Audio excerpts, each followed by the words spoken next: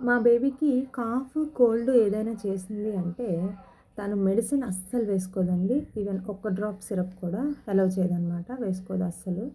So, ఇలాంటప్పుడు నేనేం చేస్తాను అంటే కొన్ని హోమ్ రెమెడీస్ నేను ఫాలో అవుతాననమాట. సో, వాటితోనే ఆల్మోస్ట్ ఈ కోల్డ్ అండ్ కాఫ్ అనేది తగ్గిపోతుందనమాట.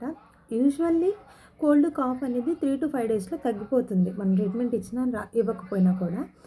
సో, కొన్ని సమయాల్లో ఏంటంటే ఈ కాఫ్ అండ్ కోల్డ్ ఉన్నప్పుడు బేబీస్ చాలా సఫర్ అవుతారనమాట. ఇలా సఫర్ అవుతున్నప్పుడు మనం చూస్తూ ఉండలేం కాబట్టి అట్‌లీస్ట్ మనం హోమ్ రెమెడీస్ అనేవి ట్రై చేయొచ్చు.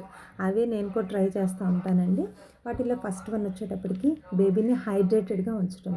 కంపల్సరీ బేబీస్‌కి బాగా వాటర్ ఇవ్వడము, జ్యూసెస్ ఇవ్వడము, ఇలాగ ఏదైనా సరే లిక్విడ్ రూపంలో ఎక్కువగా ఇవ్వాలి.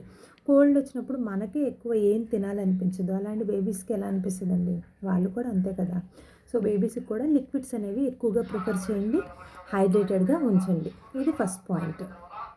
బేబీని బాగా హైడ్రేట్‌తో ఉంచడం పాటు ఫ్రూట్స్ కూడా ఇస్తాననమాట బాగా.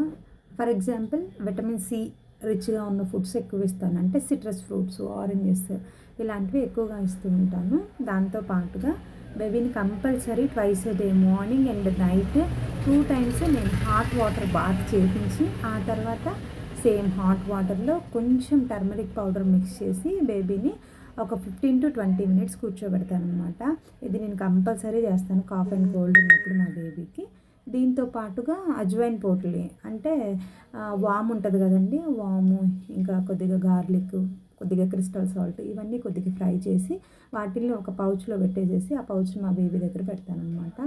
సో, ఇలాంటివి నేను కంపల్సరీ ఫాలో అవుతాను. వీటితో పాటుగా బేబీని మంచులో తిరగకుండా చూడటము, తర్వాత కూల్ డ్రింక్స్ అలాంటివి ఇవ్వకపోవడము, ఐస్ క్రీమ్స్ ఇవ్వకపోవడము, ఇలాంటివన్నీ అవాయిడ్ చేస్తాను.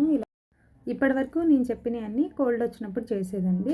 అలాంగ్ విత్ దట్ కోల్డ్‌తో పాటు కాఫ్ కూడా వస్తుంది గదా! సో, కాఫ్‌కి కూడా మా బేబీ మెడిసిన్ వేసుకోదండి. బట్ నేనేం చేస్తాను అంటే hot water, nothing but warm water అనమాట. వార్మ్ వాటర్ గానీ, వార్మ్ మిల్క్ గానీ దీనిలో హనీ మిక్స్ చేసేసి మా బేబీకి ఇస్తాననమాట. సో, ఇలా ఇవ్వటం వల్ల ఆ యొక్క కాఫ్ అనేది సప్రెస్ అవుతుంది. Thank you.